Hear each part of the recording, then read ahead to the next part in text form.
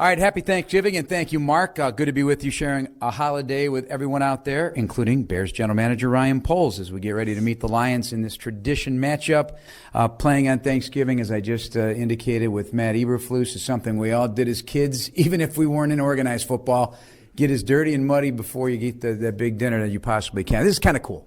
Yeah, it's great. I mean, it brings you back to being a kid and after eating a meal, or even before, going out and playing the turkey bowl in the backyard with a bunch of friends and just enjoying the game of football. Yep, and many players have told me, Cole Kmet, this is his favorite game, is to play on Thanksgiving. I mean, it's the one and only. It's the first one. It's Detroit. They know how to do Thanksgiving. Is it cool for you to be a part of this as well? Yeah, absolutely. Anytime that you can celebrate a wonderful holiday and do it as a group and as a team and hopefully come out with a win. I just love being a part of this tradition that we have in the NFL. The Bears need this one badly, don't they?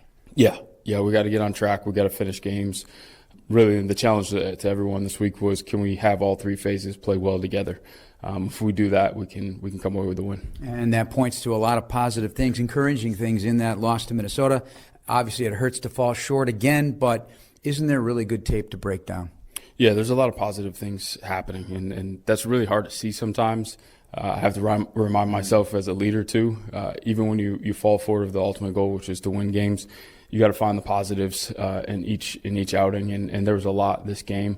I love the way the offense executed. I love the resilience to come back in a tough situation and put ourselves in a position to win a really tough game. We just have to find a way to get that finish. So this is what I imagine. You're pretty sick about it on Sunday, but then you get on the tape and you start making your notes and you see a lot and let's start with Caleb Williams. Yeah, he's growing. He's starting to see the field really well, operate like a pro quarterback, do the standard things, which is getting the ball out of his hands, getting the line set up where they need to. And then when the opportunity comes up and it needs to be special, and that's where he is special, he can do amazing things. So finding that balance of when to play within the structure and then when to create and make things happen. And we saw all of that this past week. Yeah, I was just going to say the standard and the special. The special to me was that rollout to the right, Van Ginkel in his face, leaving his feet again up in the air, twisting his body, and dumps it perfectly to DeAndre Swift. Will more plays like that, will that open that downfield component? Will teams have to treat him differently moving forward?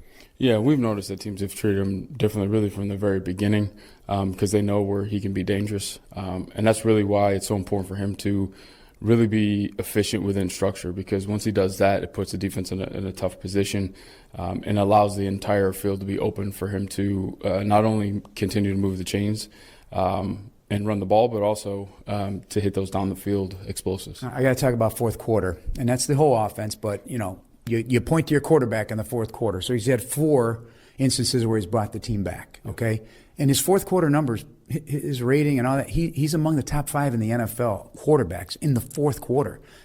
That has to excite you because that's the money time. Yeah, that's the money time, and I've said it a few times now. That's a championship trait. We knew that he had that in him.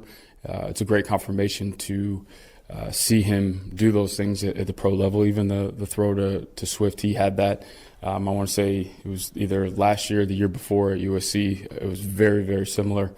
So he's capable of amazing things. So now it's just being efficient and clean through the entire game, which he continues to get better at. The fact that he has not thrown an interception in a while says a lot about – knock on wood.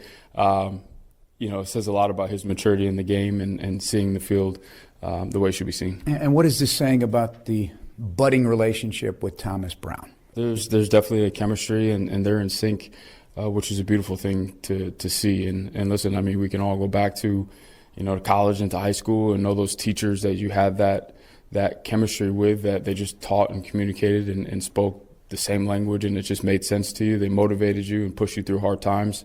But they also held you to a standard of how you're supposed to operate. in terms of being critical where we need to improve. So those things are happening, and it's really good to see. I like the offensive line is protecting, and now our playmakers, all of them, are being very active in the pass game. Including DJ Moore as a runner as well. I twist to the talent here a little bit. Not that he hasn't done that before, running the football, but it brings a whole different element here because he's built like a running back. He moves like a running back. Yeah, he does. And credit to Thomas getting the ball in playmakers' hands in situations where emphasizes their strength. And we got to see that this past week. And I got a lot of faith in Thomas and DJ that we're going to continue to see that throughout the rest of the season. Sometimes when you're analyzing a team that is struggling to find that victory formula, it's like plugging your finger in the dam and a new hole keeps popping up, even ones you thought you had patched up. For example, the defense giving up big plays. They're going to still face a lot of talent here in the final 6 games of the season. Any concerns? No concerns, because I know the character of the guys on the defensive side. They're going to find solutions to some of the struggles that they've had and continue to work to clean those up. And this game is a perfect opportunity to get that cleaned up in terms of defending the run, because we have some talented running backs in this group that we got to slow down in order to have a chance to win this game. One thing as a general manager and as a head coach, you have to take a really hard look at your football team to make sure that these unusual ways that 3 of the losses have happened don't become an albatross like, what's going to happen next? Have you seen any hint of that from this team? No, this group's been really positive. As a general manager, that's one thing I've been very intentional about is being around the team, around the locker room, training room, out at the practice field, and just get a vibe of the room to make sure that everybody's still pushing forward and looking to improve and bringing energy and bringing solutions, not just pointing their finger at the problem. So I like where the team's at in terms of their mental space and how they're approaching each week, especially on this short week. I thought the focus at the walkthroughs and in the building and taking care of their bodies was at a very high level, which, again, it puts us in a position to come out here and win game. And we got to break this thing that we got going on. And that's just going to take the players and the coaches and everybody pulling in the right direction. And guys making plays when their number's called. So I'm looking forward to it. That's how everybody does it, right? Eventually. That's how the Lions have done it. What are your impressions? Yeah, talented team. They've done a great job building their roster through many different ways, and they continue to get better. The running game is real with Montgomery and Gibbs. Gibbs is a very dynamic player, and they kind of have different styles of playmakers throughout their offense, and then Goff is just able to execute and stay efficient. So we got to disrupt that. And their defense plays with a ton of energy and effort. They always have, regardless of if Aiden's in or not.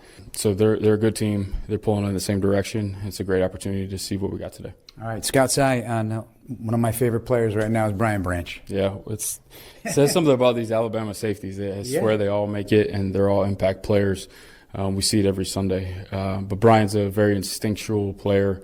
Spent a lot of time watching tape on him. Always around the ball, looking to make an impact both in the pass game and in the run game. So you got to be on top of your game, especially as a quarterback. You got to know where he's at. And you're going to have to do something special to break tackles and run after the catch or make yards after contact, because he's a very good tackler as well. So talented player. All right. Well, good luck today. We'll talk to you next week. Thank you.